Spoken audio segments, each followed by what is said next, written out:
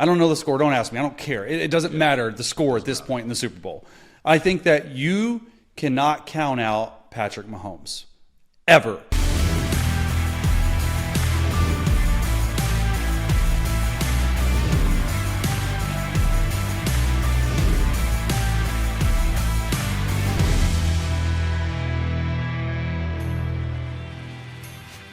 What's up, everybody? Welcome into another edition of Chasing It for the 33rd team. Trey Wingo here with Chase Daniel. As we have accumulated the thing we needed to accumulate, we've gotten there, Chase. It is Super Bowl week. It is the game. It is the thing that we're waiting for all season long. But as a guy who's been through this and has played in a Super Bowl, take people through what happens the week before the game so when you get to where the game is going to be, it's sort of a different dynamic altogether. Yeah, I mean, you know, you hit it. It's fine. It's finally here, Super Bowl week, baby. Let's freaking go. We're in for a treat, rematch of the 2019 game. And when you get to Super Bowl week, and you're referencing Super Bowl XLIV, where we got a pick six to beat the Saints in the fourth quarter. No, you were on the Saints. Could not believe you beat it. the Colts. You beat the Colts. Yeah, I beat the Colts. 31-17, the final score. Yeah, there you go. See, look at you, man. Look at Drew you. Brees, your MVP. Oh, by the way, the guy that picked that pass off real quick, I think Tracy Porter. Tracy Porter. I think he's the only player to have pick sixes against both Peyton and Eli Manning in their careers. That's pretty good. That's pretty good. Yeah, man. I remember being on the sideline and was just like, man, that we saw the pick, and we'll get into the week, but just it's coming all back, and it was 15 years ago or whatever it was, and just knowing at that point. Like, literally, it was back and forth game. We started so bad. Like, I remember it was like we couldn't get anything going. Then we did the onside kick at the half, and we come back. And then that moment on the sideline, like, I feel like my soul left my body for a second. And it was just like, oh, my gosh. And it was just pure elation. Almost a fact of, like, just a sigh of relief from all the stuff that we had to deal with that year. And for that to happen, and then you win, and then it's just like you go to the party afterwards in the hotel. I'm pretty sure we had, I don't even know who we had, some massive star, maybe Pitbull or Ja Rule or someone like that. There's a crazy party at the hotel. Yeah. Everyone's hungover the next day, flying back. And then the 2 days later, you're on Mardi Gras floats, going through the streets of New Orleans. I mean, our parade, Trey, our parade was, I think the parade route was like 1.4 miles. It took us 5 hours on a parade float in New Orleans. And it's Mardi Gras parade floats, which down there is huge. And like for them to be able to use it, and everyone's having a good time. I mean, it's like 10 a.m., 11 a.m. And I just remember, oh my gosh, I don't know if I've ever told this story. I just remember on the float, Drew was obviously like, I think it was like the Bacchus float. He was like standing up in the king's chair, which obviously he's going to be up there. And it was me and it was Mark Brunell. So like the age difference between me and Brunell, I think he was double my age, like almost double. Like he was like I think he was at least 40 at the time, maybe 39. Drew was older, and it was all the offensive linemen starting offensive linemen. We were like one of the last floats, and I mean, guys have been drinking a little bit, just a little bit. No, and yeah, and man, I remember the whole parade. I remember the whole parade. Mark Brunell and I were on either side of Drew, and there was at least 10 times where we legitimately thought Drew was going to fall off the parade float because he's chucking beads, stuff's getting thrown, beers are getting thrown to you, he's chucking stuff, and we're just like, we didn't even do anything. Me and Brunell were holding Drew on each side of him so he could not like fall off the float. And man, it was awesome. And it just something that like you win together, you walk together forever. I remember that's a quote that Sean Payton told us and Joe Vitt told us, and it's just like, man, you really do walk together forever. But let's get into Actual question. Sorry, it just literally all came. Yeah, I was about to say 5 minutes later, we're actually going to do the question, which is yeah. I mean, dude, but to the hold on. What you just did shows how special this is. Like that's the whole point, right? Gosh. You work your whole freaking life just to have this one opportunity, you know, and you did, and you guys cashed in, and yet here we have two teams that have been there multiple times. You know, yeah, the freaking fourth one in 6 years for the freaking Chiefs, and the second in as many years for the 49ers. So what was your game plan? Now everyone has a lot of people try to get the game plan done and the game install the week before you arrive in the Super Bowl city. Like you did this before you went to Miami. Is that what you guys did? Yeah, I think, and yeah. So let's. Sorry about that. That's exactly what we did. We got the game plan fully installed. Like Sean, and I know for a fact the Chiefs are doing it this way. Like the Chiefs on Thursday of last week, they started installing base down and base blitzes, and then on Friday it was like a Thursday, and then Saturday was like a Friday. Then Sunday they're traveling. Literally, they're traveling today. To Vegas, and the whole game plan's in, and I actually like that, even as a third string quarterback. I know Drew really wanted that because this whole week, right? Like once you win Championship Sunday, you use Monday, Tuesday, and Wednesday as literally days to rest, relax, and get every single thing you could possibly think of done for the week. That's going to be a distraction. Tickets, hotels, what family's coming in, where should I sit them, what seats do I want? You literally need a no man. Like you need somebody that will tell you and say no. Like I remember not even looking. Drew just turned his phone off for those 3 days. He said, I'm getting everything done because it's like travel to and from, like all this stuff. There's so much outside noise. And he said, we're going to get that. You get a couple workouts in. And then the whole game plan was installed before we left. And that was good because in my opinion, you want it installed so it's in the back of your mind, and then you re-go over it, you re-hit it Super Bowl week, and you don't have to reinstall. You're going to add these things that maybe from film or preparation or tape that you're looking at and you find, but 95% of the game plan, and I know for a fact the Chiefs are doing it like that, is in. Now, when they get down there, they're going to have walkthroughs, they'll have a day off. It'll be just like a normal week schedule of any other week. And I think that's the best thing for guys because they're not thinking like, oh, I have to stress and just get over prepared, and that's like the worst thing you can have happen. Like you don't want to over prepare. I think it's the best thing for coaches in the front of the week to have that time to just sort of game plan, to not rush through it, to make sure you come up with the right stuff. And honestly, like our Super Bowl game plan, dude, we started like you spend 2 weeks trying to get the perfect first call and perfect first. Like, what do you want to do for the first play of the game? Right. Do you want to throw it? Do you want to go deep? Dude, we ran fullback dive. And we were on Sean Payton so hard. I'm like, you ran slant 60 base against, that's our fullback. Like, that's what you dreamed up after, like, come on. But I will say, speak to that, is the whole week I remember we didn't really add anything that we hadn't run. Like, it was just the stuff that you ran. You personneled it different. You formatted it different. So I actually love that about the Sean Payton game plan was like, you're just running the hits, man. You know what you're doing. You play fast because when you do get into the game, it's a little bit, I mean, obviously like 120 million people and eyeballs are watching, so it can be a little bit difficult. But I think that's the best way to go preparation-wise for these teams. Well, your story reminded me of another story I heard about the Colts, not from that Super Bowl, but their first one with Peyton, Super Bowl 41.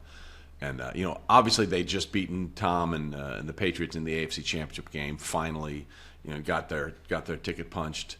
And they had a meeting about the logistics that you're talking about and how all this stuff was going to work. And Peyton got up there. Jeff Saturday told me this story, and he told it on my pod, so I have no problem sharing it here. Peyton got up there, and he knew, like, okay, finally beaten Tom. I finally got the Super Bowl, but I have to win.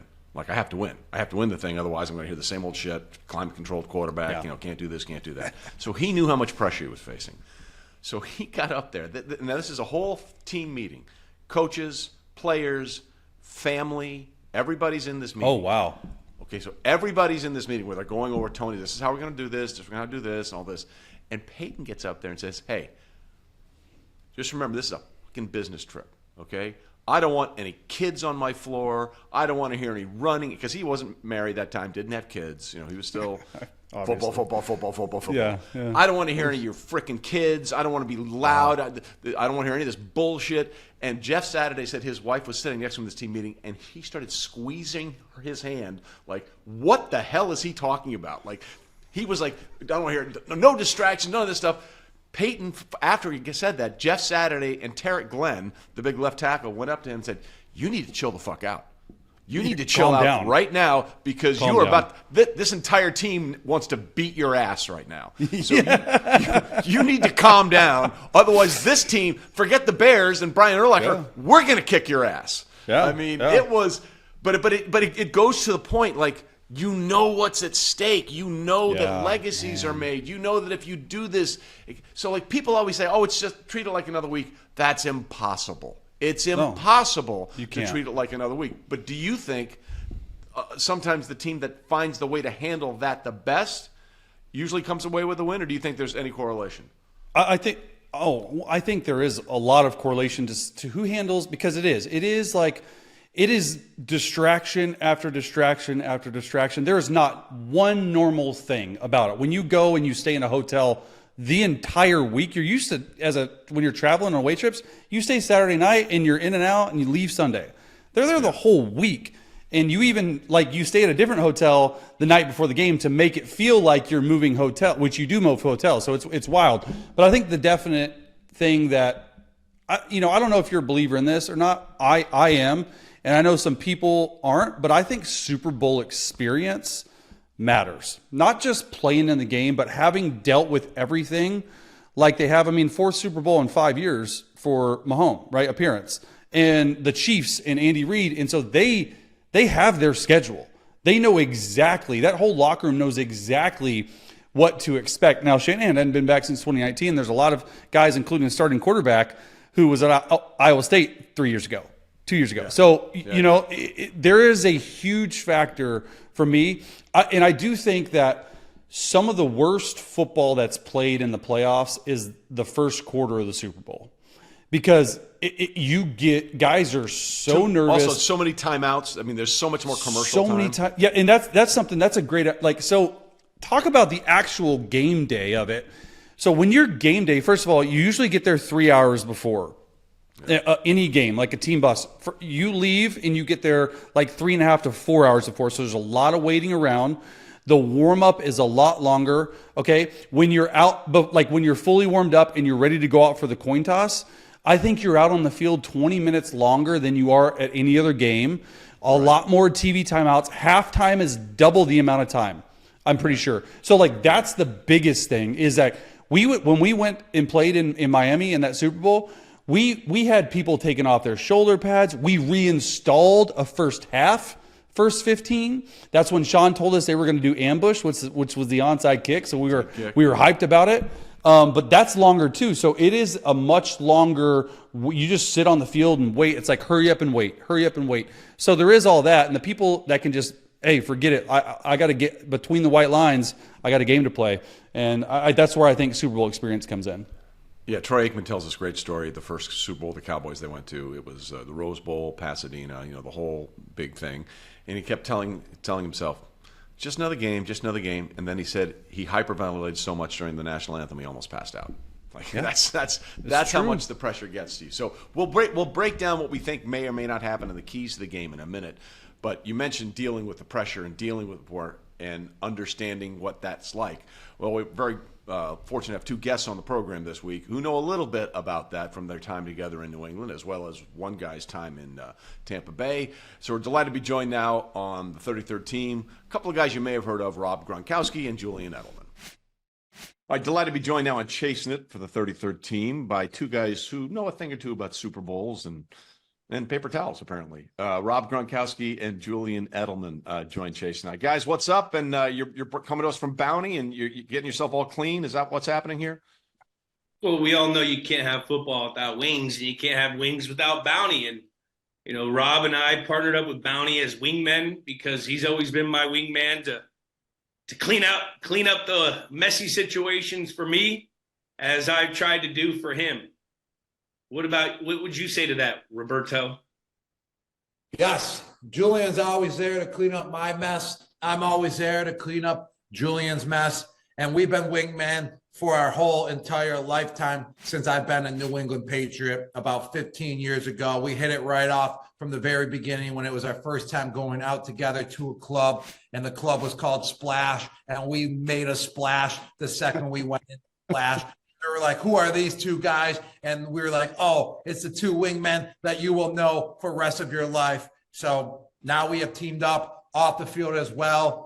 Since we were wingmen on the field with the Patriots for about 9 years, and now we're wingmen together with the Fox team, being analysts together before the games every single Sunday. And now we are Bounty wingmen together as well.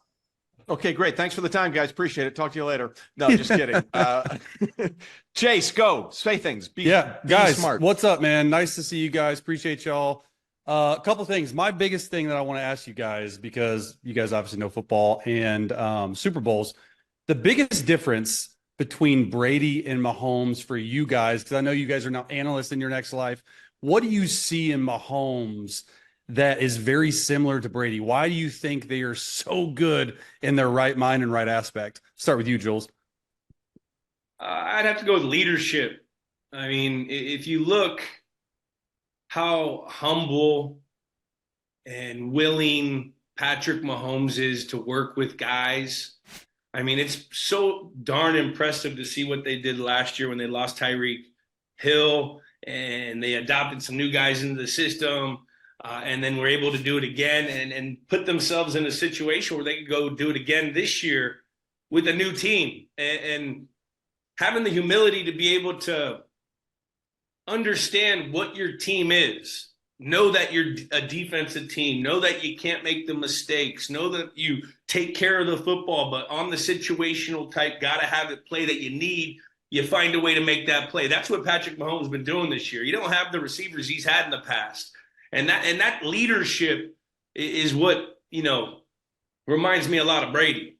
That's like a willing awesome thing. It's a lot of quarterbacks. It's tough to get guys, to talk to a guy, that's only played 3, 5, 6 years, you know what I mean? And these guys, they try to win with what they got.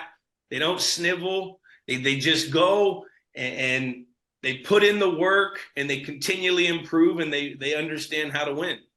And I agree with what Julian said, and I'll also add on to it the determination level of wanting to win and willing to win as well. He's determined to win no matter what the situation is, whatever obstacles gets thrown in front of his face, he is willing to deal with. He's willing to reinvent himself as a quarterback, what he needs to improve in his game in order to improve the team week in, week out, year in and year out as well. Yeah. Speaking of mental toughness and willing to win and wanting to win, we saw that on display in the AFC Championship game, and a little dust up between Justin Tucker and Travis Kelce and Mahomes when he was out there on the 1 yard line and they threw his helmet and all that stuff over there. Gronk, I want to start with you on this. What's it like watching another tight end wearing number 87, just sort of doing everything that you and Brady did and taking it up a notch? I mean, they are now the most prolific quarterback to pass receiver touchdown duo in the history of the postseason. That was the thing that you and Brady had. Yes, I got nothing but respect for Travis Kelce and Patrick Mahomes. I mean, obviously what they're doing, breaking mine and Tom's record for most touchdowns in postseason history, just shows how remarkable of a duo that they are. And it also shows the work and determination that they have put in.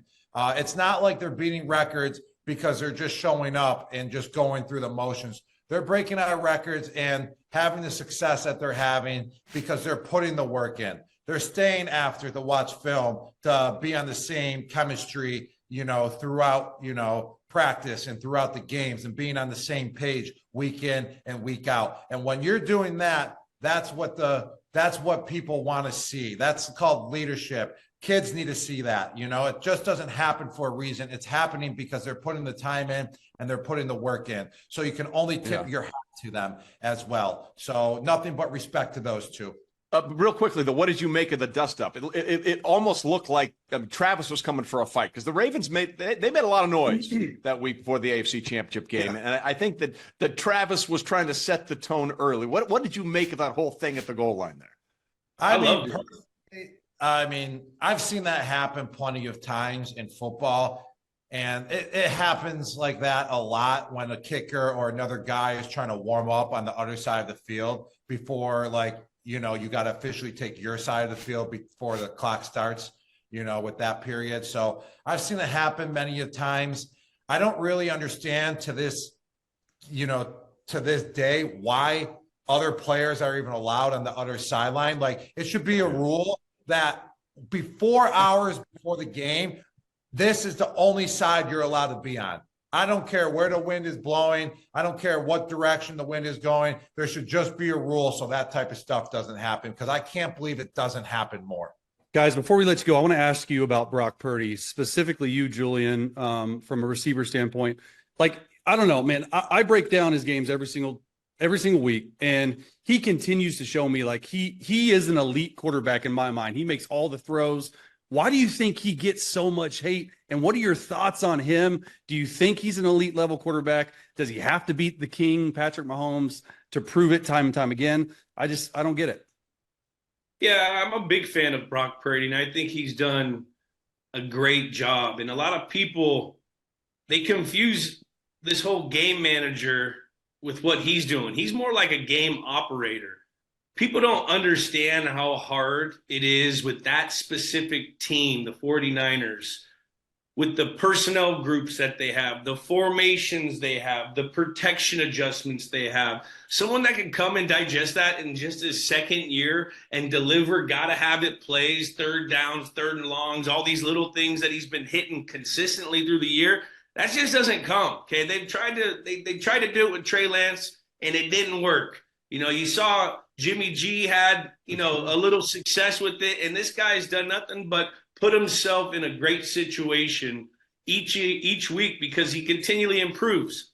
He's had a couple hiccups, but the cool thing when you watch that, in the couple rain games, immediately after that next week, he always had a bounce back game. That tells me he takes his practice seriously. That means he's a technician and he's continually trying to improve. So, he's still young. It's only his second year. Is he like the top five quarterbacks, six quarterbacks? No, but he's well on his way if he goes out and beats Patrick Mahomes this week.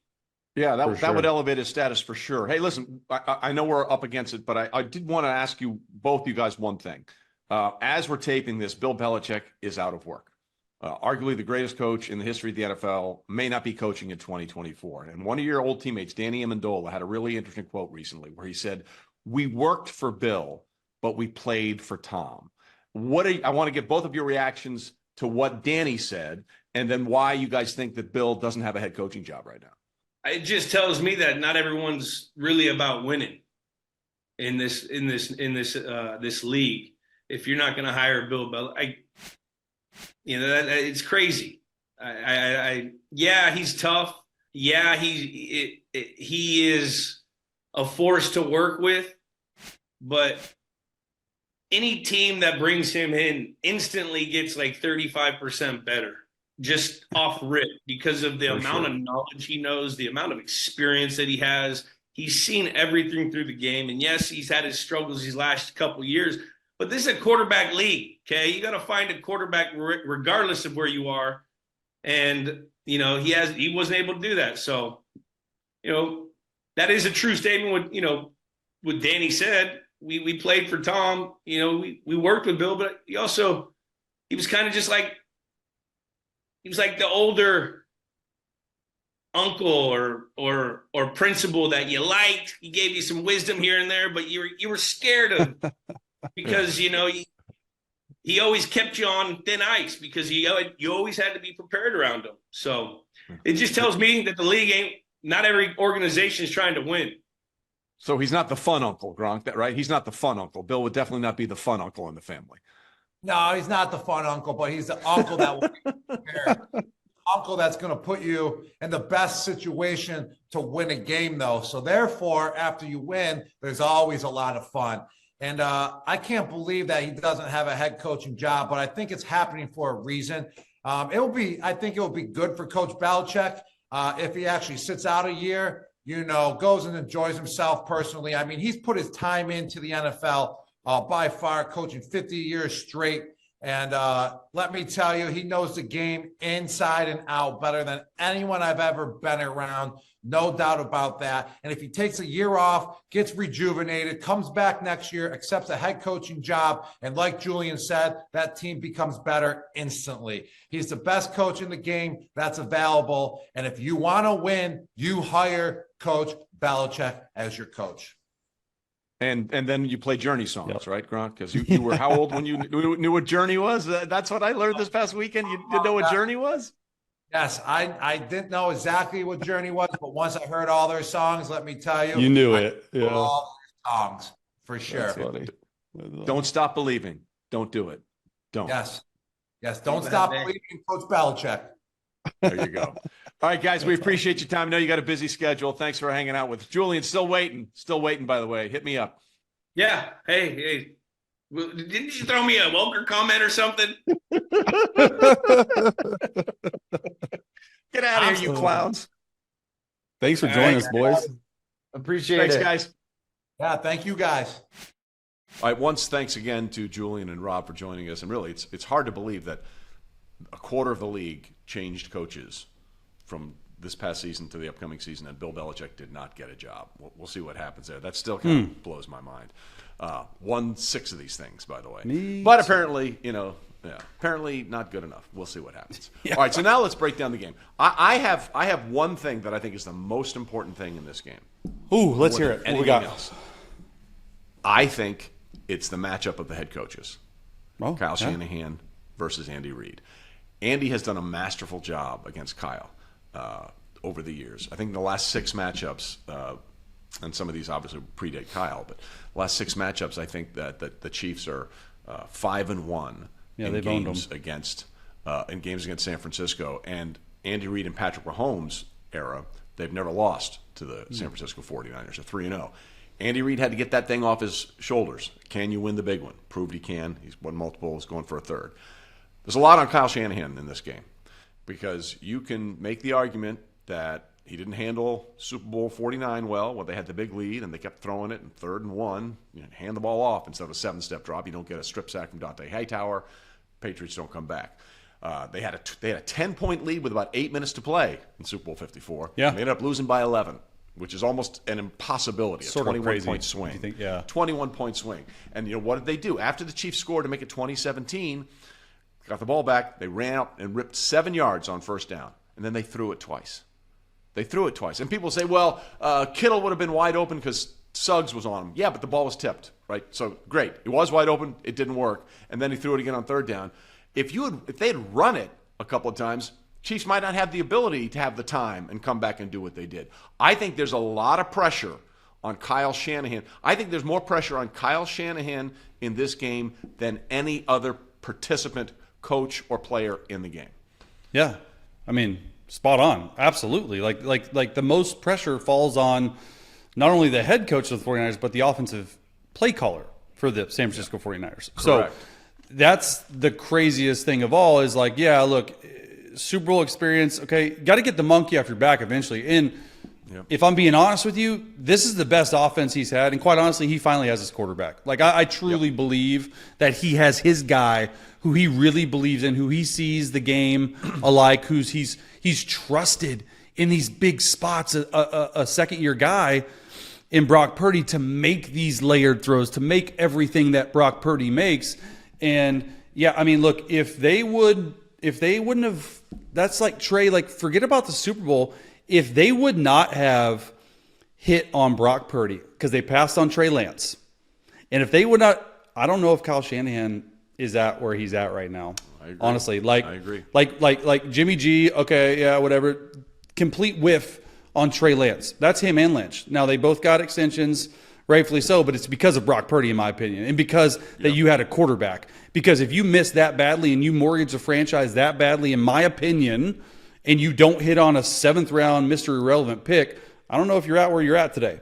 And so I think that's the biggest thing too. Is yes, there's more pressure on Kyle Shanahan, but the most important coach in this entire game for me, Steve Spagnuolo. No doubt. Defense coordinator. No doubt at all. Defensive coordinator for the Chiefs. The way Spags has been playing his defense, and he's playing chess, not checkers. Like, I rewatched the Ravens game. I rewatched the Bills game. I rewatched the Miami game before the show, just to make sure I saw what I thought I was seeing. 3 of the best offenses in the league: Bills, Ravens, and Miami. Okay, 13.7 points a game in the playoffs. 7 points for the Dolphins. 7 points, fewest of the entire year, fewest of the entire season. He's playing chess right now, and this is going to be Spags' the DC for the Chiefs' toughest test against Kyle Shanahan, and Kyle Shanahan, in my opinion's toughest test against Spags. That's the matchup inside the game that I'm sort of watching. And how is Spags going to attack that right side of the 49ers offensive line, which has been so bad, like so bad? And are they going to pressure 3 on that side and Luke Chris Jones other? Are they going to blitz Purdy? Are they not? Are they going to continue to do that double-edged pressure? There's so much next level stuff that I'm looking forward to, but mainly, how is Spags going to affect Brock Purdy early in the game? And we're going to see it early in the game because he don't wait. Okay, he's cover 0 32.6% of the time. He doesn't wait. Like, he's blitzing and he's getting after you. And I think that's the biggest part of the game for me. Yeah, it is. And by the way, you can make a compelling argument based on the empirical data we've seen through the postseason that the Chiefs bring in the better defense and potentially the Niners bring in the better quarterback with the way Brock Purdy has been playing in the second half of the game. It's kind of interesting. Now, I'm not saying he's a better quarterback. I'm just saying he's playing pretty well right now. Yeah. All right, so I agree with you. Now, the other thing always is injury concerns. And I'm a little concerned about Charles Omenihu not being there for the Chiefs. That's a big loss. Look, they're gonna have to rely on that rookie out of Kansas State to get some snaps. I don't think there's an injury issue that's a serious one for the 49ers. I think they're a little healthier coming into this one. Like, look, they closed out the Ravens without Omenihu because that was a first half injury. But that's one to keep your eye on. Are they going to get consistent pressure from someone besides Jones and Karlaftis? Like, I think that's a legitimate question. Yeah, and if you watch the Ravens game, which everyone did, but I'm not telling you anything you don't know. The guy who stood out to me the most on that entire defense, crazy, not Chris Jones, not Snead, amazing game. Drew Tranquill. Drew Tranquill had his best game of the year, and quite honestly, one of the best games of his career against Baltimore Ravens. And a lot of times, Spags was pressuring him. Really good pass rushing linebacker from a blitzing level. He actually, if you go back and watch it, dude, he saved a 70-yard touchdown catch from Lamar Jackson. Yeah, I said touchdown catch. On that play where Lamar hit it and caught it, Drew Tranquill was able to get him by the tennis shoes and shoestrings and bring him down. If not, it's a 70-yard touchdown, completely different game. Yeah. He's played excellent, especially Willie Gay, I think, is going to play. You don't know. Another guy on the injury front, since we're on injuries, Jerick McKinnon, practice window open. Huge lift, possibly, for the Chiefs, especially out of the backfield. So practice window opened. Now, I know that they give Isaiah Pacheco the fair share of his carries. Clyde Edwards-Helaire has played really well. The biggest thing, though, when you saw Jerick McKinnon in the Miami game overseas really take over that game, something to watch for out of the backfield. They haven't done a lot of choice routes. They haven't done a lot of screen routes to the back. That's their receiving back out of the backfield, so that's something to watch there. Well, I'm glad you brought that up because I went and rewatched that game between the Niners and the Chiefs last regular season when the Chiefs were down 10-0 and they won 44-23. Yeah, and they converted a 3rd and 20 for a huge first down for like 40 yards to Jerick McKinnon on a screen. He stayed in there, looked like he was going to block Bosa for a second, then turned him loose. Mahomes hit him, had 3 convoys, had Creed and Trey Smith, and those Gantuni in front of him, and they picked up like 40 yards. And then 2 plays later they were in the end zone. So I agree. If McKinnon can go, it's a huge plus for Kansas City. Look, people are going to do this all week, so we don't need to break it down anymore. But as we get set to put our preview show to bed, tell me who you're taking and why. Yeah, I mean, look, I've struggled really all year, especially in the playoffs, a little bit to pick the Chiefs. I did pick the Chiefs 24-23 over the Ravens. But this to me, not the easiest pick, but I do think I'm the most confident in myself of all the picks I've had in the playoffs is that I'm picking the Chiefs to win. And I'm picking the Chiefs to win. I don't know the score. Don't ask me. I don't care. It doesn't matter the score at this point in the Super Bowl. I think that you cannot count out Patrick Mahomes. Ever. And I'm not saying that we have on this show. We're huge fans. Right. There's a lot of people that have just been like, okay, he sort of disappeared. Okay, yes, it's his worst year statistically, easily. But in my opinion, he's evolved so much as a player from what he does at the line of scrimmage to getting them in and out of the right checks, the right plays, making sure like stuff's protected. He's taken over all the mic IDs in the run game, which means you're directing the offensive line on where to go in the run game. So much more. And he's had to completely change himself in how he plays the game. Long gone are these deep completions down the field like the Tyreek Hill, everything like that. It's all underneath stuff. He's become a point guard, and I think that it's a really, really scary thought for 49ers fans when the best player in the world is getting better. Yeah, I agree. And you're right. There are no deep shots except when it's 3rd and 9. You need to close out the game, and you hit Marquez Valdes-Scantling for a 32-yard completion. I mean, that's what it is. I am with you. Like, can the 49ers win? Absolutely. Do they have a better roster? Maybe. Why would you bet against 15? I mean, like, we're in Vegas, right? The house always wins, right? He's the freaking house. He's the house. He's the house. So if the 49ers win, congratulations. You did, your Ocean's 11. You beat the system. You know what I mean? You did. Facts. But at the end of the day, I'm riding with 15 because I got all the receipts, and we'll see what happens. All right, buddy. I will see you in Vegas at the Super Bowl, and then we'll chop it up after the game. All right? Sounds good, buddy.